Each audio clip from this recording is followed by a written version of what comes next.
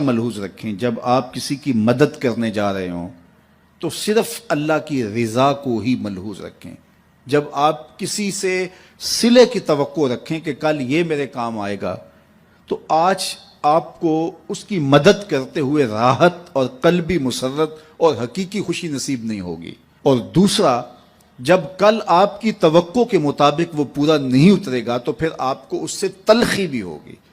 یعنی آپ کو کسی کی مدد کرتے ہوئے اس کی حقیقی مسرت سے محرومی، دوسرا اس کے توقع پر نہ اترنے سے آپ کو اس کی تلخی بھی سہنا پڑے گی. لیکن اگر آپ اس کی مدد اس لیے کر رہے ہیں کہ میرے رب کا بندہ ہے، الخلق عیال اللہ، تو میں اللہ کے بندہ ہونے کے ناطے سے اس کی مدد کر رہا ہوں، اور پھر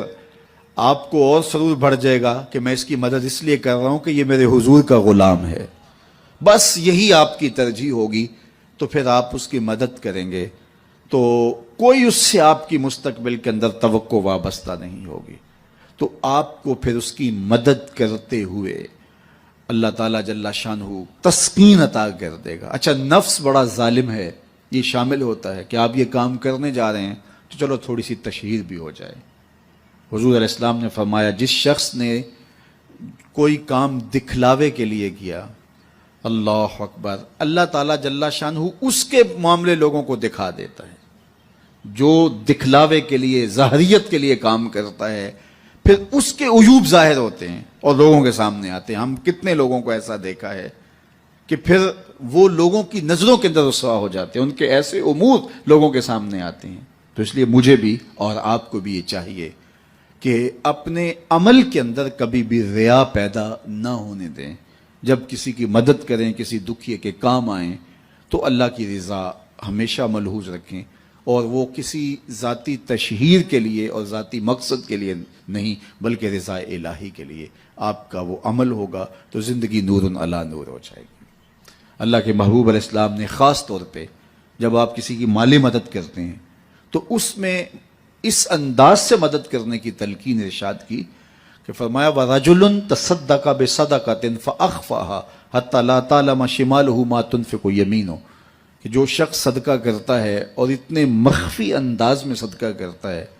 کہ جو دائیں ہاتھ نے خرچ کیا بائیں کو اس کی خبر نہیں ہو سکی. تو آقا کریم فرماتے ہیں کل قیامت کے دن جب کوئی سایہ نہیں ہوگا، اللہ اس شخص کو اپنے عرش کا ٹھنڈا سایہ عطا فرمائے گا. تو اپنی زندگی کے اندر اس بات کو شامل کیجئے کہ اللہ کی مخلوق کے کام آئیں، اور جب اللہ کی مخلوق کے کام آئیں گے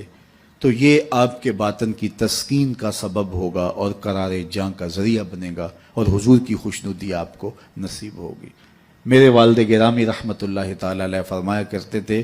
کہ اگر تم یہ چاہتے ہو کہ تم سے رسول کریم پیار کریں تو تم حضور کی امت سے پیار کیا کرو. آپ کسی کے بچے کا منہ چومیں، اس کی گال سہلائیں، اس کے سر پہ شفقت سے ہاتھ رکھیں، اس کو 50 روپے 100 روپے خوشی سے دیں، تو آپ اس کو دے رہے ہوتے ہیں، اس کے باپ کے چہرے کو دیکھنا کہ تم تمہارا ہوتا ہے اور وہ آپ کے اوپر فدا ہو جانے کو چاہ رہا ہوتا ہے کہ یہ میرے بیٹے کی گال سڑا رہا ہے. یار کوئی کسی کے بیٹے سے پیار کرے تو اس کی شفقتیں آپ پہ برس رہی ہوتی ہیں، تو جب رسول اللہ کی امت سے کوئی پیار کرے تو رسول کریم کی رحمتیں کتنی برس رہی ہوتی ہیں اس کے اوپر.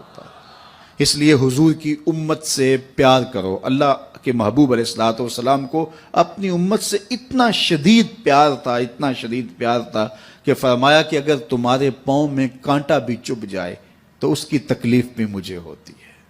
عزیز علیہ ما عنتم، تمہارا مشقت میں پڑنا اس نبی پر گراں گزرتا ہے. مبتلائے درد ہو کوئی عذر روتی ہے آنکھ،